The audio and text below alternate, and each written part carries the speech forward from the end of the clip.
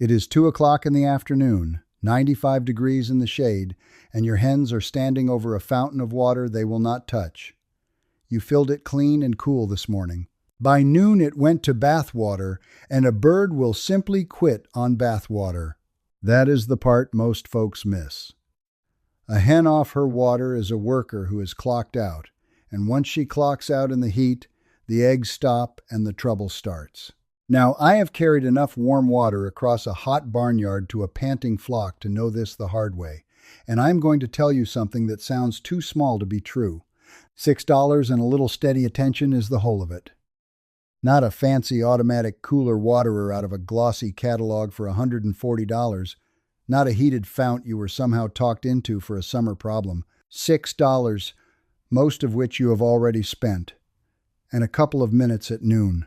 Now I want you to sit with this, because before I hand you a single trick, I want you to understand why a warm fountain empties a nest box, and once you see the plain sense of it, everything after falls into place.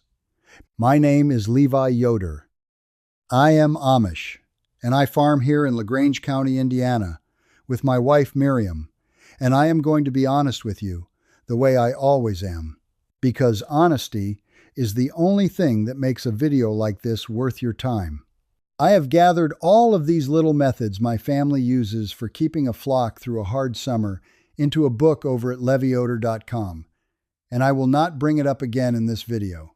It is there if you want it, and I will tell you plain what the promise in the title really holds and where it stops, because a hen kept alive by honest work is worth more to me than a hen you thought I saved with a miracle. Here is the honest calibration first, so we start square. When I say $6 keeps your water cold and your birds laying, I do not mean you buy one thing and walk away. I mean the ingredients cost about $6, and the rest is attention paid steady through the worst weeks of the year.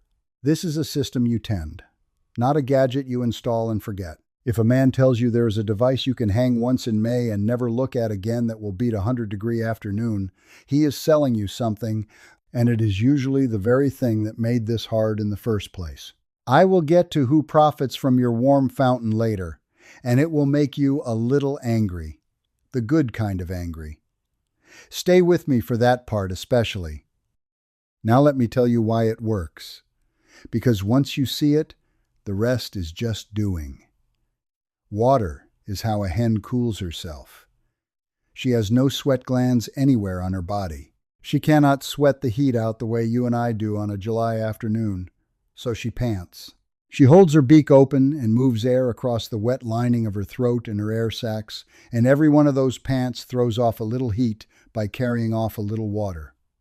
The engineers and the scientists have a fine name for this. They call it evaporative cooling, and they will tell you that every gram of water that turns to vapor pulls about 540 calories of heat away with it. We just call it the way a wet thing cools itself dry. That is the same reason a breeze off a wet field feels cold on your arm, and it is the same reason your grandmother's crock butter kept cool under a damp cloth in the cellar. The hen is a little evaporative cooler walking around your run on 2 legs, and water is the fuel she burns to run it. Now here is the trap. Every pant costs her water she has to drink back, or she overheats and dies. So the whole business depends on her drinking, and a hen will not drink warm water. Once that fountain climbs past her own body temperature, and a hen runs hot, over 100 degrees inside, the water stops cooling her when it goes down. It starts adding heat instead of taking it away, so her own good sense tells her to stop, and she walks away from the very thing that would save her. That is not a stubborn bird. That is a bird doing exactly what her body tells her. Warm water is worse than no relief. It is a load. And now the piece that costs you eggs. An egg is close to 3/4 water all by itself. A hen cannot build a shell and a white and a yolk out of thin air. So when she is running short on water, laying is the very first thing her body sets down to save herself. She rations. The egg is a luxury, and the luxury is the first thing cut. That is why the eggs fall off in a heat wave before anything else goes wrong, before you see a single sick bird. The empty nest box is the first warning bell. Keep cold water in front of her, and the whole line holds. Let it go warm, and she cools herself less, drinks less, and lays less, all three at once, in a spiral that feeds itself. Everything I am about to give you does that one job, keeping cold, clean water in front of her from sunup to dark, and none of it costs much to speak of. I am going to give this to you in tiers, because there is the free way, the few dollar way, and the little build.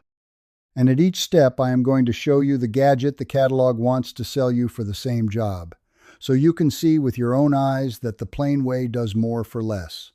That is how I want you to judge every one of these. Not against nothing, against the thing on the shelf with the price tag. Number 1, and this one costs you nothing at all, is deep shade. Not dappled shade under a scraggly tree that lets the afternoon sun cut through by 3 o'clock. Deep, real shade. The north side of the coop, under a solid bench, inside a lean-to where the sun never reaches at any hour. Water sitting in full sun heats up shockingly fast. I have measured it climbing 15, even 20 degrees in a single hour on a bright July day, and a metal fountain baking in the direct sun will scald your hand by noon. That same water tucked into full shade stays close to the ground temperature, and here is a thing most folks never think through. The surface of the ground in summer shade tends to run 10 to 15 degrees cooler than the air standing over it. That is not a small difference when you are trying to keep a fountain cold. The earth is doing real work for you, quietly, if you let it. But here is the mistake I made my own first few summers doing this seriously. The sun moves.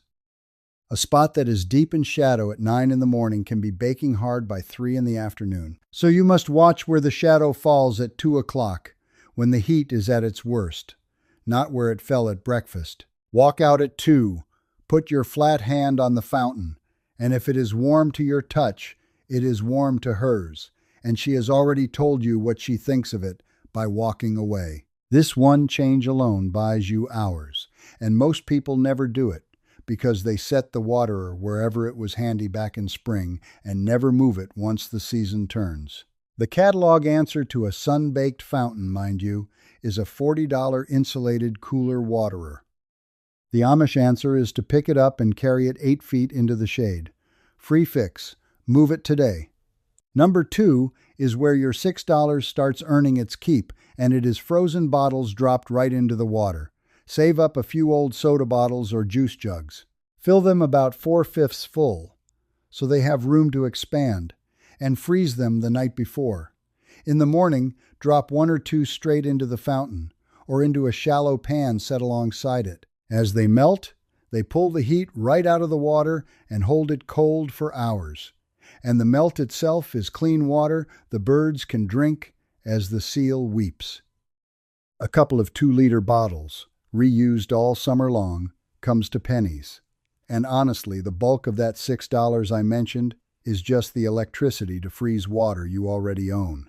Now let me be straight with you, because a lot of talk on this subject oversells it, and I will not do that to you. Use the sealed bottle. Do not go dumping loose ice cubes into the fountain and figure you have done the same thing, because loose cubes melt in 20 minutes flat and they are gone. The sealed bottle melts slow from the outside in, and that slow melt is the whole trick. The physics of it is simple. A large sealed mass of ice has far less surface touching the warm water than a pile of small cubes does, so it gives up its cold slowly instead of all at once. That is the reason one method holds all afternoon and the other is finished before you have swept the coop. But even a sealed bottle in a real heat wave will give you 3, maybe 4 good hours before it is spent. Then the water is climbing again and you need to swap it. So I keep a rotation going, 2 in the freezer, 1 or 2 in the water, and I trade them out around midday. It is not magic. It is a chore, same as any other on the place. My first summer I really committed to this. I froze exactly 2 bottles and figured I was set for the day. By 2 in the afternoon, both were slush and the water was warm as tea. Learn quick. You want more bottles in the freezer than you think. It is a cheap lesson. And the store version of this, since we are comparing plain against bought, is a little solar chicken cooler fan gadget that runs you $60 and does far less than a frozen jug you already had in the deep freeze. Number 3 is to insulate the fountain so it holds its cold longer. And this is where I want to add something my grandfather did that you will not find in any poultry catalog. A metal or thin plastic waterer sitting bare in the summer sheds its cool fast, the same as a glass of iced tea sweats, and warms on a porch railing in July. So you wrap it. An old towel, a scrap of burlap, a bit of salvaged foam, even a nest of straw packed tight around the base. There is a reason your grandmother wrapped the buttercrock in a wet cloth in the cellar, and it is the exact same reason here. The wrapping slows the heat coming in. It buys time. But my grandfather went one step further, and I have done the same ever since. He set his water crock down in a shallow hole in the dirt and packed damp earth up the sides. That ground held it cool as a cellar clear through the day. You can do the very same. Sink the waterer partway into the soil in a shaded spot, and it draws on that steady underground cool. A foot or two down, the earth stays a good deal cooler than the air all summer long, no matter what the thermometer says up top. And the dirt does that work for free and never quits on you. And here is the piece worth understanding, because it ties back to the mechanism I gave you at the start. When you pack damp earth up the sides, you are not only insulating, you are running an evaporative cooler on the outside of the crock. The moisture wicking up through that soil turns to vapor in the dry air and carries heat off with it.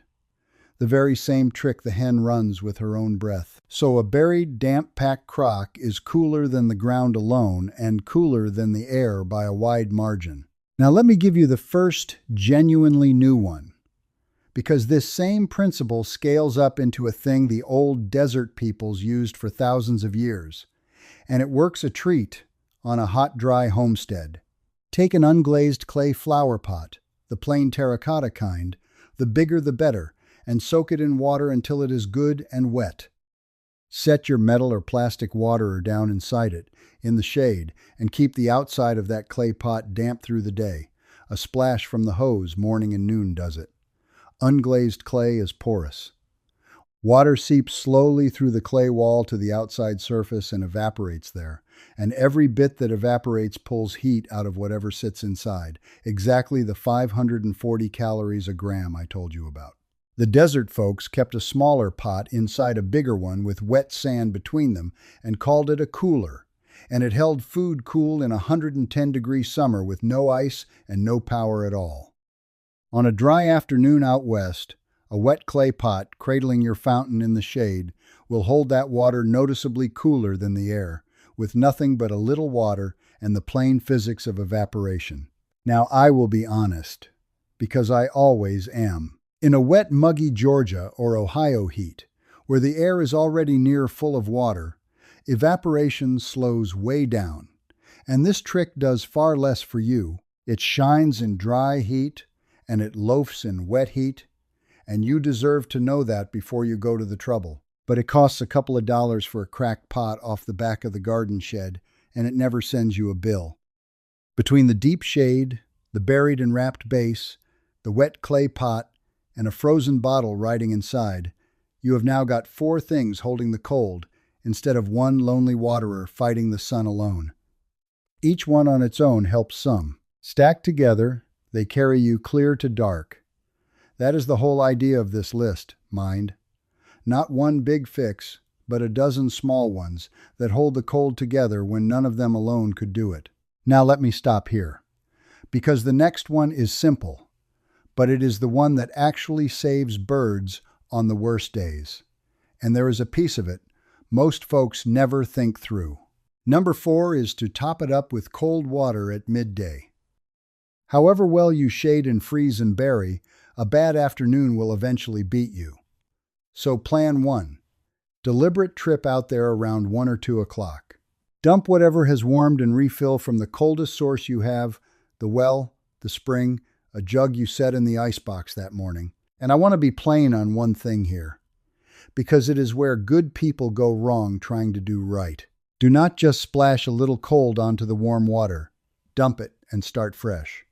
A splash of cold into a fountain of warm just gives you a fountain of lukewarm, and lukewarm will not do the job. Think of it the way you would think of a bank account. Topping off a drained account with a small deposit does not make it healthy, it just makes it slightly less empty. Drain it and start over. That is a full deposit, not a patch. It takes 2 minutes with a bucket. On a bad heat day, that midday refill is the single most important thing you will do for that flock. And I mean that more plainly than anything else on this whole list.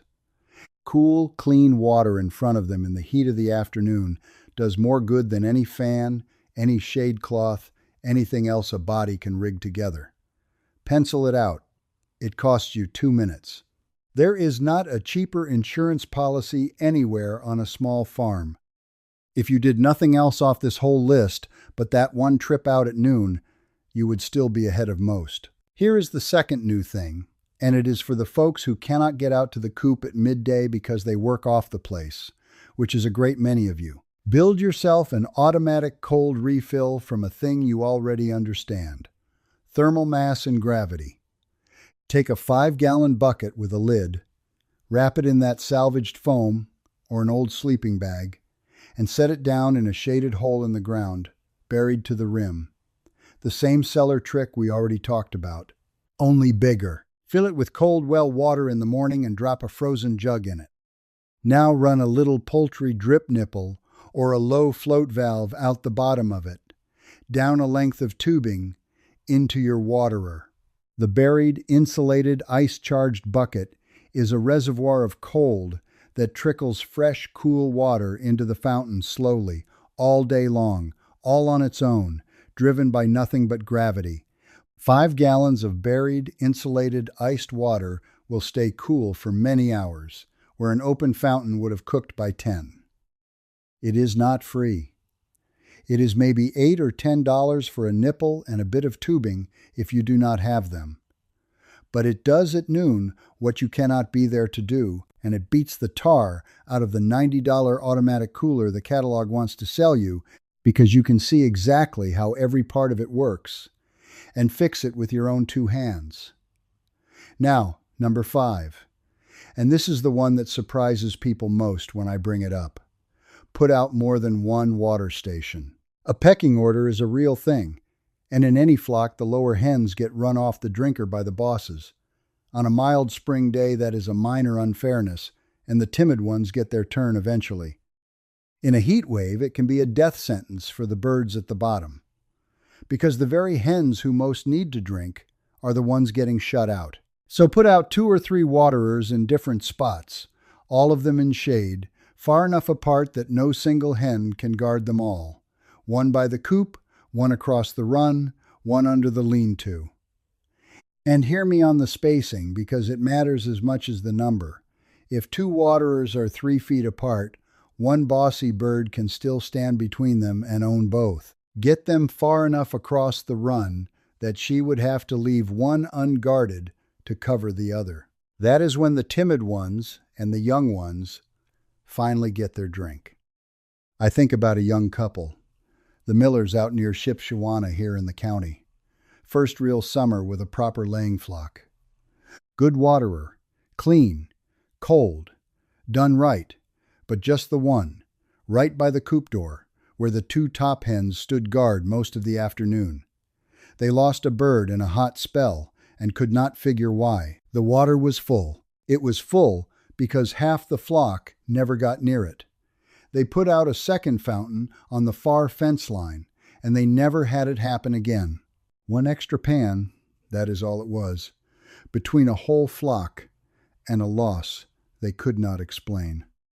Before I go on, let me pause just a moment, because if you are the kind of person who wants to lower bills, waste less, repair more, and run a steadier home the old way, Miriam and I keep an Amish home savings community where you can ask the 2 of us questions whenever you get stuck.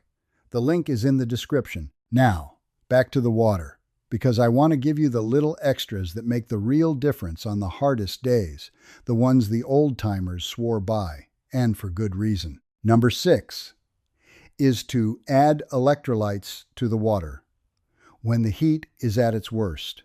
You can buy a poultry electrolyte and vitamin mix at just about any farm store. A small tub costs a few dollars and lasts a whole summer and more. When a bird pants hard, she loses more than water. She loses salts out of her body, the same as you do sweating through a hard August afternoon, and plain water alone will not put those back. The formulas you find at the farm store typically carry sodium, potassium, and some form of glucose, the same basic makings of any electrolyte drink, sized and balanced for a bird. They are not expensive, and they are not exotic, and they have been around a long time. Now, you will know a hen in real heat trouble. She stands with her wings held out from her body to let the heat off, her beak open and working hard, her comb gone pale, and she goes quiet and still, off in a corner by herself. That is a bird telling you she is dehydrating, and cool water with a proper electrolyte in it is exactly what she needs in that moment. But if she is down flat and not righting herself, that is past what water alone can fix, and that is a call to your vet or your local extension office right then. Do not wait on it. Mix the electrolyte by the label, not by guess, and here is the honest part that matters. Electrolytes in the water go slimy and foul in the heat faster than plain water does, so you dump and rinse that fountain every single day, no exceptions, and you do not run electrolytes steady all summer. A few days through the worst of a heat wave, then back to plain water. It is a tool for the hard stretch, not an everyday thing. Used right, it is a couple of dollars that helps a stressed bird hold up through a scorcher. Left in a warm fountain in the sun for 3 days running, it is a bowl of cloudy trouble breeding in the corner of your run. Clean it daily, and you get the good without the bad. Number 7. Surprises, folks, because it sounds like an old wives' tale until you understand the why of it. A small splash of apple cider vinegar in the drinker. A lot of plain folks have done this for generations, and there is real sense in it. A little raw cider vinegar in the water is thought to help the gut, and it does slow the fountain from going green quite so fast in the summer heat. The measure is small, about a tablespoon to a gallon, no more than that. Some folks run it a few days a week through the hottest months and find it keeps the flock steadier and the waterer cleaner between scrubbings. Whether the gut piece is the main good of it or the slower algae, I could not tell you for certain, and I will not pretend I can. But the old-timers did not keep doing a thing for generations without a reason, and I have never had cause to quit it. Now hear me clear on the caution, because this is exactly where people go wrong doing harm while they mean good. Never, ever put vinegar into a galvanized metal waterer or any metal waterer at all. The acid reacts with the metal, and what leaches into that water can hurt your birds. Vinegar goes in plastic or in a glazed crock only. And you do not run it constant, and not on the same days you are running electrolytes, because mixing the two throws the water off and wastes both. A few days on, a few days off. Plastic fount only, small measure. Do it that way, and it is a harmless old habit that some folks swear steadies the flock through the heat. Do it in a metal can, and you have made a mistake that cost you more than the vinegar was ever worth. Number 8.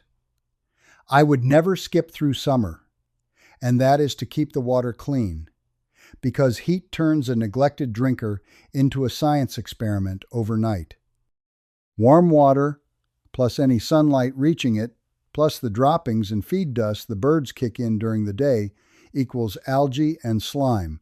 And it happens fast in July, faster than you would think sitting here in the cool of a morning. Dirty water suppresses drinking, just as surely as warm water does. A hen is a fussier creature than most folks give her credit for, and she will turn her beak up at green, funky water at the exact moment she needs it most. So, in a heat wave, you are scrubbing and refilling daily, sometimes twice. Keep the fountains out of direct sun, and you starve the algae of the light it needs to grow, which cuts the problem way down on its own. A quick scrub with a stiff brush, a good rinse, fresh cold water in. Takes a minute, maybe two. A little white vinegar in the scrub water cuts the slime fine. Just rinse thoroughly before refilling, especially in a metal fountain, for the same reason I gave you a moment ago. It is the smallest chore on this list, but skip it in the heat, and you have quietly undone every other thing we have talked about. It does not matter how cold the water is if she will not put her beak in it because it smells wrong. The cleanest, coldest water wins every time, without exception. Number 9 is a little trick for the shallow pans, and it is an old one well worth knowing. If you are using an open pan or a low dish, drop a few clean stones or some large glass marbles into the bottom. Now I want to be honest about what this does and what it does not. It is not for cooling the water. It is for the little birds and the chicks, and for keeping bees and small creatures from drowning in the very thing you set out to help them. In deep summer heat, honeybees and other pollinators come looking for water wherever they can find it, and they will drown in an open pan by the dozens if there is nothing solid to land on. Stones or marbles give them a safe place to stand and drink, and they give a young chick a foothold if she tips in, so you do not lose one to the very pan you filled for her. And there is a small bonus to it that ties back to our mechanism. On the hottest days, stones set in the shade where the ground stays cool will hold a little of that earth cold and pass it to the water sitting against them. It is a small effect, nothing like a frozen bottle, but every bit of cold you can stack into the system is working for you. Now, here is the third new thing I promised, and it is for the bird herself, not just the water, because there is a limit to what the drinker can do on the worst afternoons. 2 ideas. First, cool the ground, not just the water. Take a cheap of that shade you built, and in the coolest corner, wet the bare earth down to a mud in the morning, and keep a low pan of water splashing over it. Hens do not wallow like a hog, but they will settle their bellies and the bare skin under their wings against cool, damp earth and shed heat straight into the ground by simple contact, the way you press a fevered child's wrist to a cool sink. A shaded patch of cool, damp dirt is a comfort a fountain cannot give. Second, and Miriam swears by this one for the worst days, freeze water into fruit. A wedge of watermelon frozen solid or berries frozen in a shallow tin set out at noon. The bird gets cold and water and a little sugar for energy all in one peck, and it draws the whole flock to eat and drink in the shade during the hours they would otherwise be standing about panting. It is a treat, not a cure, and I will not tell you it replaces the drinker, but on a 100-degree afternoon it moves birds into the shade to take on cold water when they would rather do nothing at all. And that is worth a few cents of melon that was going soft on the counter anyway. Now let me stop and give you the honest ledger, because I do not care for videos that wrap things up sweeter than they are. None of what I have given you is permanent. The frozen bottle melts, and you swap it. The vinegar and the electrolytes come and go with the worst of the weather, and you clean up after them every single day. The shade you position once, but you check it as the sun moves through the weeks of summer. This is a system you tend, not a gadget you install and walk away from. A little attention paid steady beats a fancy fix you never look at again, and your situation will not match mine exactly. A dry heat out in the Southwest is a different animal than a wet, muggy heat in Ohio or Georgia, where the humidity keeps a bird from panting efficiently even when the water is cold, and where, remember, that clay pot trick loafs. A big, heavy dual-purpose breed, your Barred Rocks, your Buff Orpingtons, handles the summer differently than a small bantam, and both of them handle it differently than a duck, which barely minds the heat at all as long as the water is deep enough to dunk her bill. What works on my ground in the kind of summer I know may need adjusting for yours. Your local extension office or a vet who knows poultry will understand what your particular climate asks of your birds better than any video can, and I always say, check with them for your own animals and your own ground. I am giving you what has worked on mine. Here is one more number, because that is what this all comes down to at the end of the season. Say you run 10 good layers. In the thick of summer, when the water goes warm and the birds quit drinking and the heat sets in, laying can drop off hard. You might go from most of your girls putting down an egg a day to barely half of them, for as long as the heat holds. On my own ground, I have watched a sustained heat wave cut a flock's output close to half for a week or more running. Pencil that out. A half dozen eggs a day you are not gathering week after week through July and August is a real hole in what that flock gives back to you. And it is not just the eggs you miss in the moment. A hen that goes off lay during heat stress often takes longer to come back fully than the heat spell itself lasted. The disruption runs longer than the cause, and that is the part that does not show up in a week's tally. Now, the cost side of that same ledger: a tub of poultry electrolytes, a jug of cider vinegar, a couple of reused soda bottles, a cracked clay pot, and a handful of rocks off your own ground. $6 and change. And honestly, most of it you already have. That is the trade. A few dollars and 2 minutes of attention at noon against a summer of half-empty nest boxes. I am not promising you riches, and I am not promising you will never lose a bird to a bad heat wave. I am showing you the ledger the way it runs on my place, and it is about the plainest bargain in farming I know of. Now here is the part I told you would make you a little angry, and I want you to sit with it. Think about who profits from your warm fountain. There is no money at all in telling a man to carry a frozen soda bottle out to his coop at noon. There is no money in a cracked flower pot and a handful of stones off his own field. But there is a great deal of money in a $60 solar cooler fan, in a $90 automatic chilled waterer, in the little gadgets that fill a poultry catalog cover to cover, most of which do less than the free trick I gave you first. And here is the one that ought to stop you cold.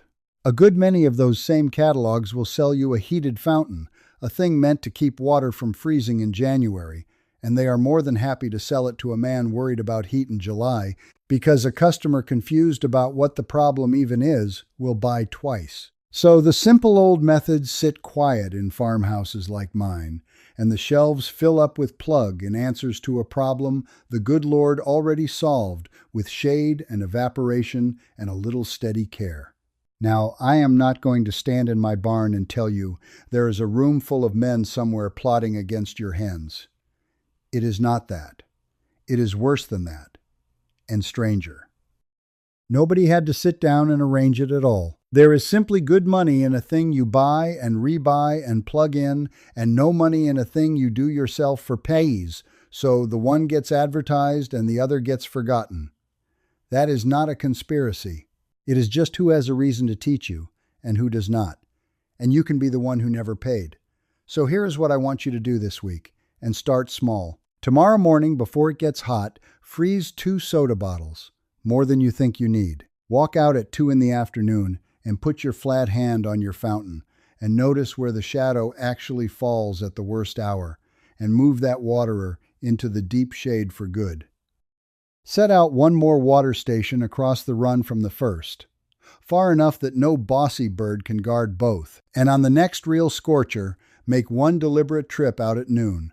Dump the warm water and start fresh from the coldest source you have. Do those 4 things this week, and you will see it in the nest boxes before the heat wave is even over. Come back down here in the comments and tell me what you are working with, your climate, your birds, your setup, and tell me what county you live in and how old your coop is, because I read every single one, and I want to keep your particular heat in mind next time I sit down to do one of these. If you have an old summer trick from your own grandmother for keeping a flock cool, share it, because the little family methods are exactly the kind of inherited knowledge that gets lost when nobody writes it down. And the comments on this video are how we save them. A like from you puts this in front of one more person trying to do it the old way, and I appreciate that more than you know. The natural next step after today, and the one I will show you next time, is the old way my people keep a coop itself cool through a heat wave. The ridge venting and the shade and the deep bedding that keep the whole building from turning into an oven around your birds. Because cold water in a hot box only gets you so far. That is where we go from here. Until then, do it the simple way, one step and then the next, because that is how a farm gets built and that is how a flock is kept. The people who built this country with their hands knew things we are only just starting to remember. The Lord bless you and keep you, and I will see you next time, if we are spared and willing.